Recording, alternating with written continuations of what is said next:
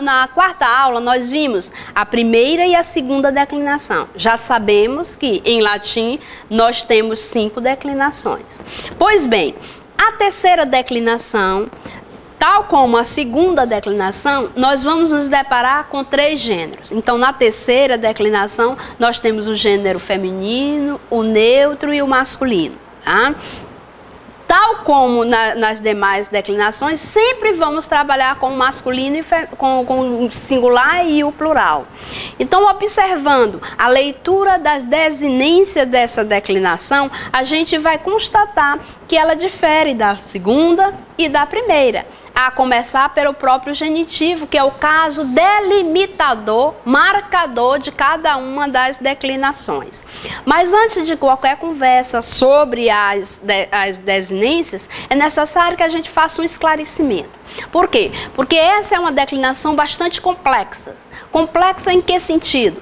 Os nomes dessa declinação, ou seja, aqueles nomes substantivos e adjetivos que sofrem flexão, eles se comportam em grupos diferentes, ou seja, eles têm uma estrutura morfológica diferente que faz com que nós agrupemos cada um em grupos distintos. E daí a gente nomeia essas tipologias. Pois bem, a terceira declinação, dada a sua complexidade, ela apresenta nomes parassilábicos e nomes imparassilábicos. O que quer dizer isso? Olha só aí. Para flexionarmos os nomes dessa declinação, da terceira, antes de tudo, precisamos saber o que são essas palavras, parassilábicas e imparassilábicas. O que nos lembra palavras parissílaba? Não pensem vocês que são aquelas palavras que têm um número par de sílaba, não é isso. Ou imparissílaba serão aquelas palavras que têm um número ímpar de sílaba, de jeito nenhum. Voltemos à nossa conversa sobre o caso que vai identificar a declinação de uma palavra. Pois bem, o genitivo é um caso que identifica qual é a declinação que uma palavra pertence, porque ele em todas as declinações apresenta uma desinência diferente. Então eu vou chamar palavras parissilábicas, aquela que no nominativo singular e no genitivo singular apresentem o mesmo número de sílaba. Aí, tu acabou de dizer que não é número par. Sim, mas o mesmo número de sílaba, independentemente se sejam 2, 3, 5, tem que ter o mesmo número de sílaba no nominativo e no genitivo. Por exemplo, nós temos em latim, em português, a palavra nuvem. Em latim, nós temos nubes, tá? Então, nubes, tu tem 1, 2 sílabas. Isso no nominativo. O genitivo singular dessa palavra termina em is. Nubis. Então, eu conto 1, 2 sílabas. Então eu digo que essa palavra é uma palavra da terceira declinação parassilábica e uma corretamente. Por quê? Porque ela apresenta 2 sílabas. Mas eu tenho em latim, eu tenho em português a palavra saúde, né? E aqui eu vou ter salus. Então você, melhor dizendo, eu tenho em latim, eu tenho em português a palavra árvore. Em latim eu tenho arbo, arboris, tá? Então se eu tenho arbo, 2 sílabas. Arboris, arboris, 3 sílabas. Então no nominativo eu tenho arbo e no genitivo eu tenho arboris. Então eu tenho 2 sílabas no nominativo e 3 sílabas no genitivo. Então são diferentes números? Diferentes. Então isso é o que eu quero dizer. Palavras que no nominativo diferem o número de sílaba em relação ao genitivo, então eu tenho aí uma palavra imparassilábica, tá? Então, visto essas definições, que parassilábica, mesmo número de sílaba no nominativo e no genitivo, imparassilábica, diferente número de sílaba entre o nominativo e o genitivo, a gente passa agora para as desinências da terceira declinação. Então, veja só, diferentemente da primeira e da segunda declinação, em que no nominativo eu já tinha desinências específicas, aqui na terceira declinação eu não tenho desinência específica para a terceira declinação no nominativo singular. Então, aí, como é que eu vou saber como é que essa palavra é escrita? Ora, no dicionário ela já vem escrita, ela já tem a sua forma gráfica registrada. Eu vou olhar, vou ter toda a atenção para olhar para o genitivo, porque é o genitivo quem vai me dizer que essa palavra pertence à terceira declinação. Tá? Então, o nominativo não apresenta uma desinência específica. Quando tu lês um livro em latim, uma gramática em latim, tu vai ver lá, nominativo, várias terminações, porque eu tenho várias palavras, as palavras têm várias desinências ou várias terminações. A parte final não apresenta uma terminação fixa. Por exemplo, eu te disse arbor, que é em latim árvore. Eu tenho piscis, que vem piscicultura, é peixe, então termina com is. Eu tenho também salus, terminando aí o S. Então, não tem nenhuma desinência específica para essa terceira declinação. Por isso que diz nominativo, várias terminações. Vocativo, sempre igual ao nominativo. Genitivo, termina em is. Ó, vá prestando atenção em E. Segunda declinação, genitivo em I. Terceira declinação, genitivo is. Esse é o caso caracterizador, definidor da declinação de um nome, tá? Dativo i, ablativo é, acusativo em. Então, nós temos aí todas as desinências do singular. No plural, eu tenho nominativo es, vocativo es, genitivo ou ium, dativo ibus, ablativo ibus, acusativo és. Veja só.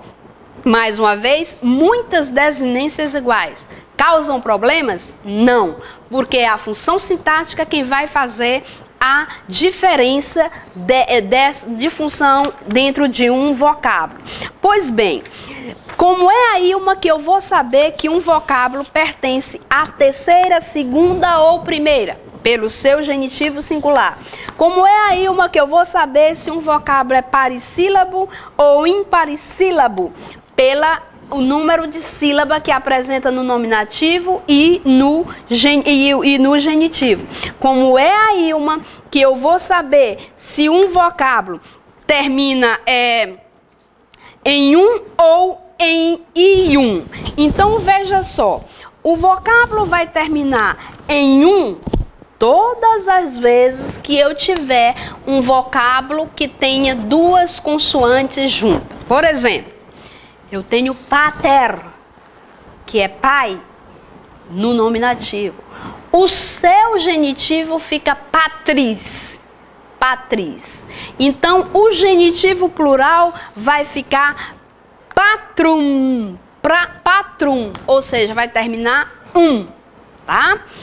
E eu vou utilizar a desinência ium quando eu não tiver essas duas consoantes juntas, né?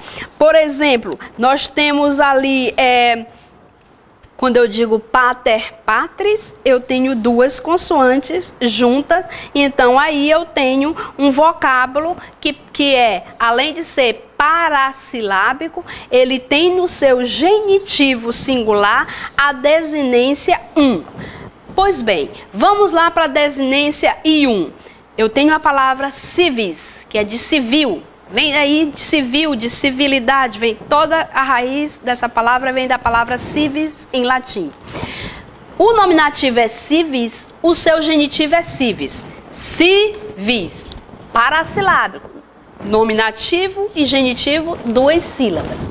Então, eu vou lá no genitivo, quando eu colocar no plural, eu vou usar ium, porque ela é uma palavra parassilábica que termina por uma só consoante. Então, lá no plural, o genitivo plural, eu vou colocar civium, civium, tá? Se fosse parassilábica, mas com 2 consoantes terminando, eu usava um. Parassilábica, com uma só consoante, eu uso ium, tá? Bom, vista a terceira declinação, vamos para a quarta declinação. A quarta declinação, também nós nos deparamos com os 3 gêneros, masculino, feminino e neutro. Aí você pode perguntar, irmã, eu estou observando que apenas a primeira não tem o gênero neutro. Válida observação, interessante observação.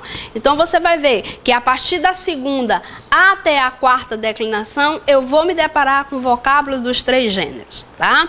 Então a quarta declinação, as desinências que vão corresponder a esses nomes, com esse gênero, masculino e feminino, nominativo, us, neutro, u, vocativo, us, neutro, u. Genitivo, us, dativo, ui, ablativo, u. Aí quer dizer então que tanto para o masculino, feminino e neutro, nesses 3 casos tem a desinência iguais, iguais. O acusativo, desinência para o masculino e para o feminino e desinência u para o neutro.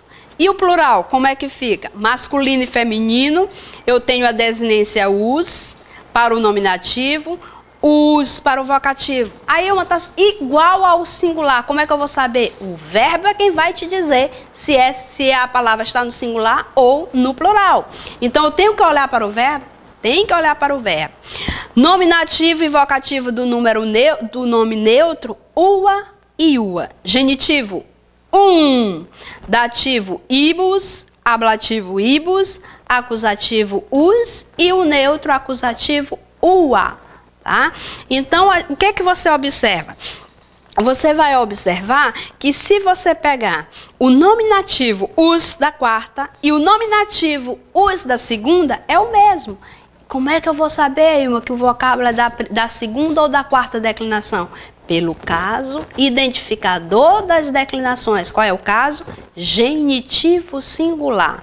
Então, aí, todas as vezes que eu for ao dicionário, está lá o nome completo latim registrado no nominativo, seguido da desinência do genitivo singular. Exatamente. E aí você vai ver que na primeira declinação, o genitivo é, na segunda, i, na terceira, is, e agora na quarta, você está vendo que eu tenho o genitivo us. Então, todas as declinações, até agora estudadas, a gente tem observado que o genitivo é diferente. E não dá para confundir. Não dá para dizer que um vocábulo é da quarta, é da quinta, ou é da terceira, sendo ele da primeira. Porque o genitivo é diferente em todas as declinações. Ok? A última declinação latina é a quinta declinação.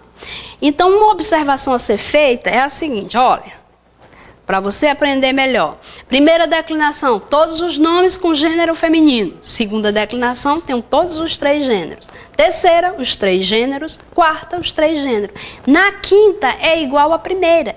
Só me deparo predominantemente com nomes do gênero feminino. Tá? Então, as desinências da quinta declinação, eu tenho es para o nominativo, es para o vocativo, ei para o genitivo, ei para o dativo, é para o ablativo, en para o acusativo. Não tem problema nenhum as desinências serem iguais. Por quê? Porque a função sintática sempre será distinta. Nominativo, plural es, vocativo es, genitivo erum, dativo ebus, ablativo ebus e acusativo ebus. Um outro dado importante é também você observar o genitivo plural. Olha só, genitivo plural de cada uma das declinações também são distintos. Então você vê que o genitivo ele é um caso bem específico, que é ele quem vai delimitar bem, dizer e identificar com toda nitidez qual é e certeza qual é a declinação de um vocábulo. Pois muito obrigada, e eis todas as declinações em latim com suas respectivas desinências. Até mais.